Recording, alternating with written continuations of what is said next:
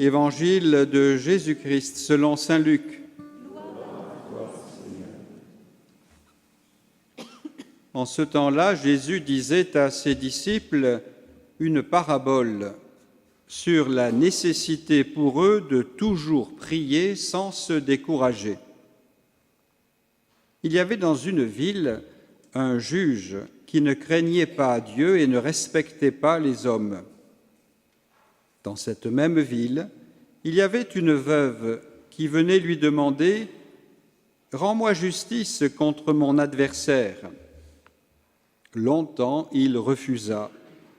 Puis il se dit « Même si je ne crains pas Dieu et ne respecte personne, comme cette veuve commence à m'ennuyer, je vais lui rendre justice pour qu'elle ne vienne plus sans cesse m'assommer. » Le Seigneur ajouta « Écoutez bien ce que dit ce juge dépourvu de justice. Et Dieu ne ferait pas justice à ses élus qui crient vers lui jour et nuit? Les fait-il attendre? Je vous le déclare, bien vite, il leur fera justice. Cependant, le Fils de l'homme, quand il viendra, trouvera-t-il la foi sur la terre? Acclamons la parole de Dieu.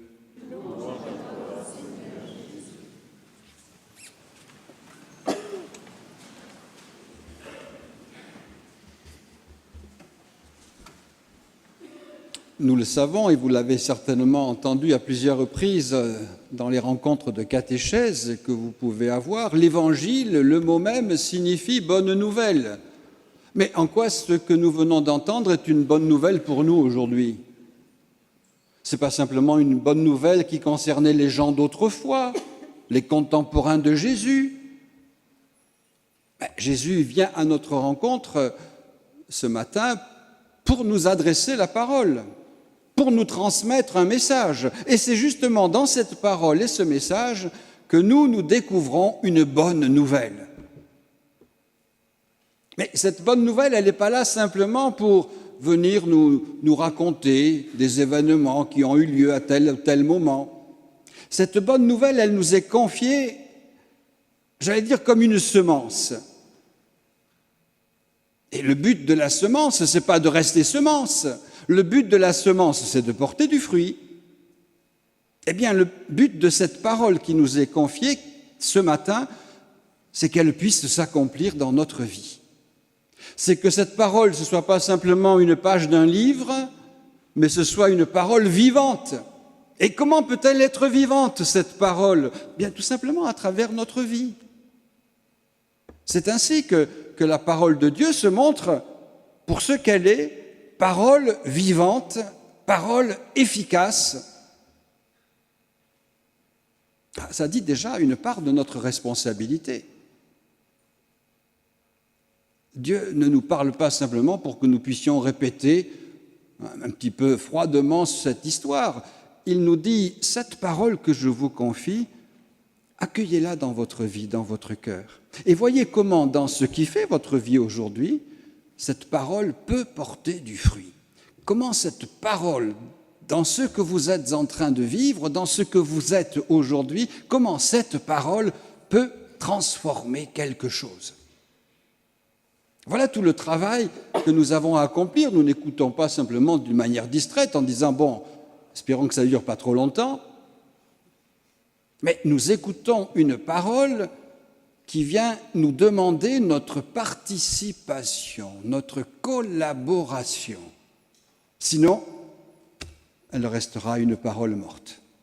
Pour qu'elle soit vivante, il nous suffit d'être vivant. Et voilà donc tout l'enjeu. Alors, quel est le sens de cette parabole? Bon, on a de la chance.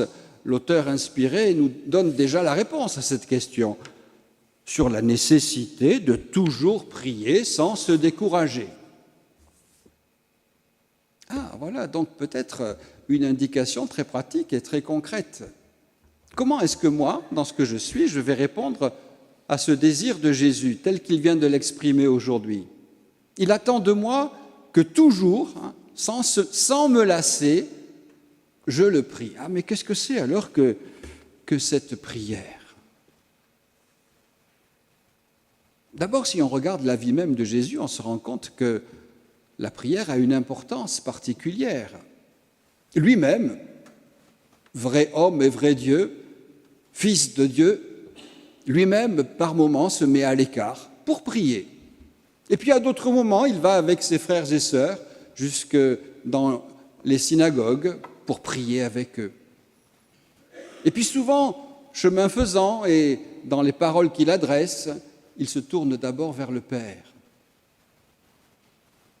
Ah, la prière de Jésus nous dit déjà quelque chose de sa relation avec son Père.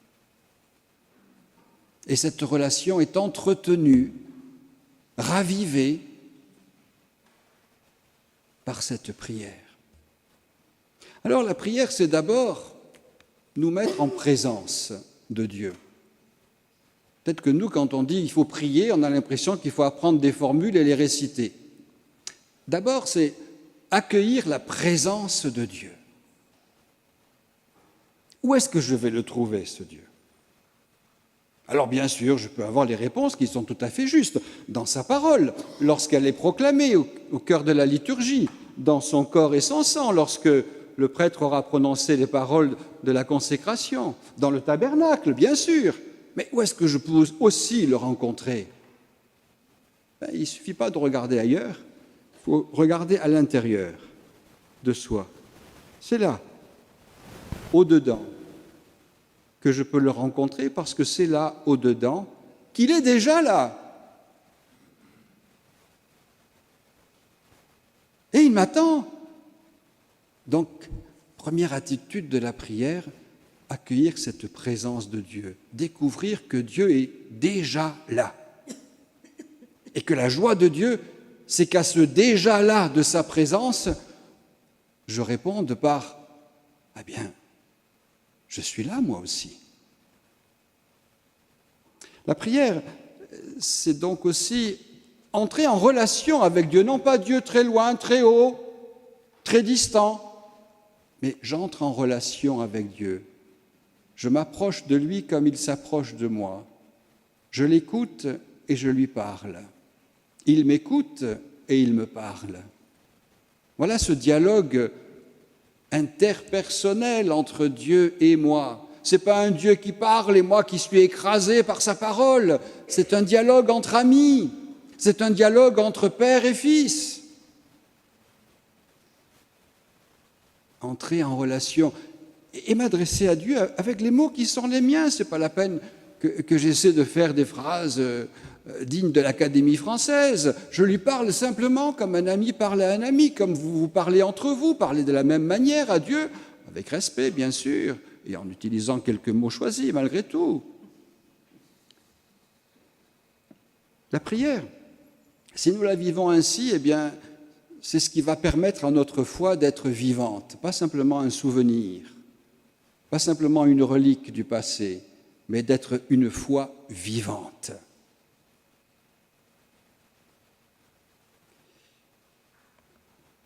Et cette foi vivante, elle va tout transformer dans notre vie progressivement. Oh, pas comme un coup de baguette magique.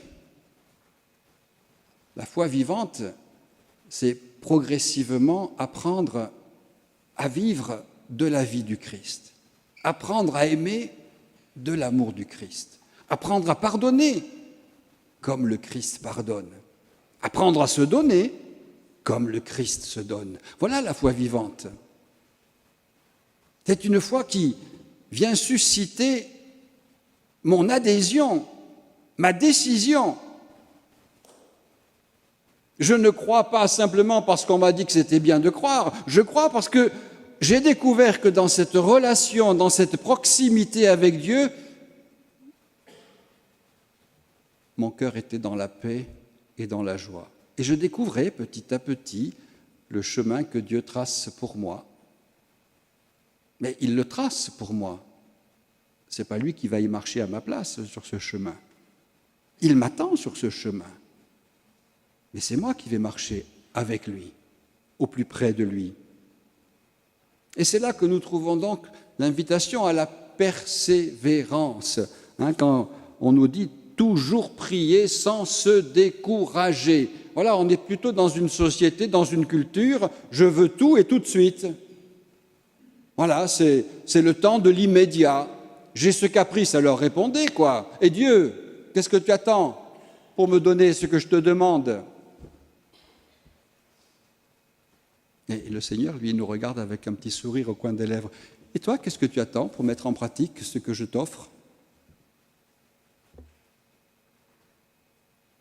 La prière, le but de la prière, ce n'est pas d'essayer de convaincre Dieu que s'il faisait ce que je lui demande, ça irait mieux dans le monde. Le but de la prière, c'est d'arriver à dire, eh bien Seigneur, comme l'a dit la Vierge Marie, que tout se fasse en moi selon ta parole.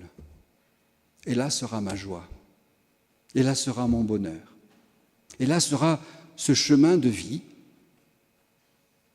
sur lequel je serai invité à rendre témoignage. Rappelez-vous de la dernière question que Jésus vient de nous poser, qui est une question grave. Quand le Fils de l'homme reviendra sur la terre, est-ce qu'il trouvera encore la foi? Alors Seigneur, à travers la prière de ce jour, à travers aussi peut-être l'intercession de ce grand saint que l'Église fête aujourd'hui, Saint Albert le Grand, pas grand à cause de sa taille, mais grand à cause de son amour, tout ouvert et tout offert. Grand parce qu'il a su être petit dans sa relation avec Dieu. Confions-nous à sa prière. On l'appelle le docteur universel. Il n'a pas eu peur d'aller chercher dans toutes les cultures différentes ce qu'il y avait de bon, ce qu'il y avait de vrai, pour pouvoir dire quelque chose du mystère de Dieu en son temps. Confions-nous à sa prière pour que nous aussi nous soyons ouverts à toutes ces belles richesses de notre culture d'aujourd'hui et en essayant de voir comment nous pouvons ainsi avoir une parole sur Dieu que les gens d'aujourd'hui puissent comprendre. Saint Albert le Grand priait pour nous. Petite histoire amusante, c'est qu'il a fallu un peu plus de 600 ans pour que Saint Albert soit reconnu saint. Ici, on se lamente parce que ça fait 360. Donc, vous voyez qu'on a encore un peu de temps et de patience devant nous. Il s'agit donc toujours de demander sans cesse, avec persévérance, et le Seigneur répondra.